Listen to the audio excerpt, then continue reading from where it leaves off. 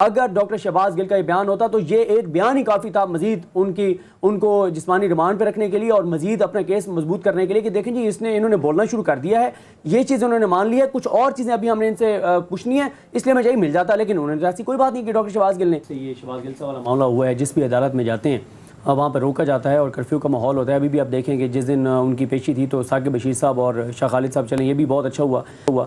کہ ثاقب بشیر صاحب اندر موجود تھے تو ایک چیز ہم تک پہنچ رہی تھی، بلکہ پورے پاکستان کے لوگوں تک پہنچ رہی تھی، کیونکہ ثاقب بشیر صاحب اندر سے رپورٹ کر رہے تھے۔ دوسری دیکھیں، ابھی آپ نے مس رپورٹنگ کی بات کی، آپ اگر آئین اور قانون کی بات کریں تو پھر تو جو ثاقب بشیر صاحب نے کہا کہ یہ مس رپورٹنگ ہے کہ ایک چیز جو ریکارڈ پہ ہے ہی نہیں، جس کو ریکارڈ پہ پیش نہیں کیا جا سکتا، وہ ہیڈ لائنز بنا دی گئی کہ ڈاکٹر شہباز گل نے اعتراف کر لیا۔ اور اگر آپ حسن ایوب صاحب کی بات سنیں تو انہوں نے کہا جی بالکل میرے بھی سورسز یہ کہتے ہیں کہ انہوں نے کچھ بیانات دیے جن کی ویڈیوز موجود ہیں، تو جو حسن ایوب صاحب ہیں وہ جو بات کر رہے ہیں وہ جنگل کے قانون کے مطابق کر رہے ہیں جو کہ اس وقت رائج ہے پاکستان میں، تو جنگل کی قانون کی بات کریں تو اس میں تو وہ بات ٹھیک کر رہے ہیں کہ پولیس نے ریکارڈ پہ ہی نہیں کہا، ثاقب بشیر صاحب وہاں پر موجود تھے، اگر ڈاکٹر شہباز گل کا یہ بیان ہوتا تو یہ ایک بیان ہی کافی تھا مزید ان کو جسمانی ریمانڈ پہ رکھنے کے لیے اور مزید اپنا کیس مضبوط کرنے کے لیے کہ دیکھیں جی انہوں نے بولنا شروع کر دیا ہے، یہ چیز انہوں نے مان لی ہے، کچھ اور چیزیں ابھی ہم نے ان سے پوچھنی ہے، اس لیے میں یہی مل جاتا، لیکن انہوں نے ایسی کوئی بات نہیں کہ ڈاکٹر شہباز گل نے۔ لیکن وہ کون تھا جس نے خبر حسن ایوب صاحب کو بھی دی، سب کو دی کہ جی ویڈیوز ان کی موجود ہیں جو ریکارڈ پہ نہیں پیش کی گئی، ٹھیک ہے، یہ چیز ہو گئی۔ دوسری بات یہ ہے کہ آپ نے خبر نہیں دی تھی، لیکن آپ نے یہ بات درست کہی، آپ نے بڑی ویلڈ بات کی کہ آپ کے سورسز یہ کہتے ہیں کہ موجود ہے، ان کا ویڈیو میسج جو ہے وہ ڈاکٹر شہباز گل کا موجود ہے۔ اور ایک سیکنڈ قطع کلامی کی معافی، آپ نے رپورٹنگ میں بھی یہ چیز کہیں مینشن نہیں کی کہ آپ کے پاس اطلاعات آ چکی ہیں؟ اطلاعات آ چکی تھی، بلکہ میں نے ٹویٹ بھی نہیں کیا، کر کے ڈیلیٹ کر دیا تھا۔ ٹھیک ہے، اچھا میں آپ کو ایک چیز بتاؤں، میں اکثر یہ کہتا ہوں، میرا بڑا احترام کا تعلق ہے حسن ایوب صاحب کے ساتھ بھی، ثاقب بشیر صاحب کے ساتھ بھی، یہ بات جانتے ہیں کہ میں یہ آن ریکارڈ بھی کہہ چکا ہوں، ان کے ساتھ بیٹھ کے بھی کہتا ہوں، آج میں آپ کے پروگرام میں بھی ایک بات کہہ رہا ہوں، انسان کو وقت کے ساتھ سیکھنا چاہیے، رپورٹرز کو وقت کے ساتھ سیکھنا چاہیے۔ میں آج اس بات کا اعتراف کرتا ہوں کہ جب متی اللہ جان صاحب والا معاملہ ہوا تھا، گو کہ ثاقب بشیر صاحب یہ بات جانتے ہیں کہ میں نے ٹویٹ کیا تھا، لیکن آپ یہ سمجھیں کہ وہ جس سے ہم کہتے ہیں نا خانہ پوری کے لیے شاید کیا تھا۔ آج مجھے احساس ہوتا ہے کہ جب متی اللہ جان صاحب پر برا وقت آیا تھا، مشکل وقت آیا تو ہمیں ڈٹ کے ان کے ساتھ کھڑے ہونا چاہیے تھا۔ آج یہ احساس ہوتا ہے اس غلطی کا کہ ہمیں جس شدت سے کھڑا ہونا چاہیے تھا ہم نہیں ہوئے تھے اس وقت، لیکن آج افسوس کی بات یہ ہے کہ جو اپنے آپ کو بڑا سینئر رپورٹر، بڑا اپنے آپ کو آئین اور قانون کے چیمپئن کہتے ہیں، آج وہ اس سے بڑھ کے وہ چیز کر رہے ہیں جو ہم کیا کرتے تھے۔ تو اس کا مطلب کیا ہے کہ وہ جو اس وقت ہمیں جو کہتے تھے اور خود کو بڑا چیمپئن کہتے تھے آئین اور قانون کا، آج وہ ہم سے بھی زیادہ آگے بڑھ گئے ہیں۔ ہم تو مان رہے ہیں کہ ہم غلط تھے، آج کے بعد کسی سے جتنا بھی اختلاف ہوگا اس کو یہ بات بالکل اگریڈ کہ جی سب کو ایک پلیٹ فارم میں ضرور ہونا چاہیے۔ بس ثاقب آپ بھی اور جو کیسز کا یہ حوالہ دے رہے ہیں، چاہے اسد طور ہو، چاہے متی اللہ جان ہو، چاہے احمد نورانی ہو، حامد میر صاحب ہوں، چاہے آفر کرنا ہو، طلعت حسین صاحب ہو، نصرت جاوید صاحب ہو، سب یہ بات ایڈمٹ کرتے ہیں کہ جی اکٹھے ایک پلیٹ فارم پہ ہونا چاہیے۔ بٹ یہ جو ایجنڈا پشنگ کی جو ایک بہت ہی ایلیمنٹ ایک بڑا ہائی لائٹ کیا جاتا ہے، کہ ایسا ہوتا ہے کہ اپنے نیریٹو کو پش کرنے کے لیے رپورٹرز کو پریشرائز کیا جائے؟ اس میں مطلب دو چیزیں ہیں میری نظر میں، تو بطور رپورٹرز کے بطور صحافی کے تو میرا یہ خیال ہے کہ ہمیں بڑی فیئر رپورٹنگ کرنی چاہیے۔ اس کی مثال میں اس طرح دوں گا کہ شہباز گل صاحب کا کیس تھا تو پہلی جو ہیئرنگ تھی وہاں پہ پولیس نے ہمیں روک لیا، میں نہیں تھا، دیگر دوست تھے، میں لیٹ پہنچا، تو اندر جو کچھ ہو رہا تھا رپورٹ نہیں ہوا۔ تو کل میں نے بطور ہماری ایسوسیشن کے بھی ہم کورٹ رپورٹرز نے یہ یقینی بنانا تھا کہ ہر صورت رپورٹ ہونا چاہیے، کسی کے حق میں جا رہا ہے، کسی کے خلاف جا رہا ہے، ہمیں اس سے کوئی کنسرن نہیں ہے۔ کل یہ ہم نے یقینی بنایا اور میں مطلب کورٹ کے اندر تھا اور یہ ہوا بطور رپورٹر، بطور صحافی، کیونکہ مجھے جو ہے ایک کورٹ رپورٹر کے طور پر لوگ فالو کر رہے ہیں، وہ کسی بھی پارٹی سے ہوں، سیاسی یا غیر سیاسی، مذہبی یا کوئی بھی پارٹی ہے، سول سوسائٹی، تو مجھے جو ہے وہ فیکچول بات کرنی چاہیے۔ اگر میں اس میں کوئی ڈنڈی مار رہا ہوں تو میرا یہ خیال ہے کہ یہ صحافت کا شعبہ ہے اس کے ساتھ بھی یہ بددیانتی ہے۔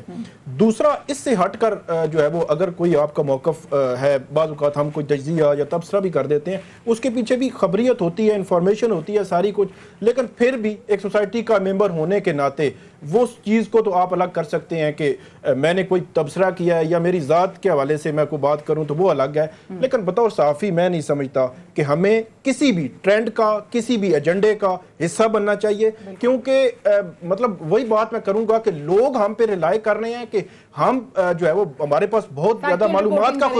بڑا معلومات کا خزانہ ہے, ہماری رسائی جو ہے وہ عدالتوں تک ہے, ہم جو ہے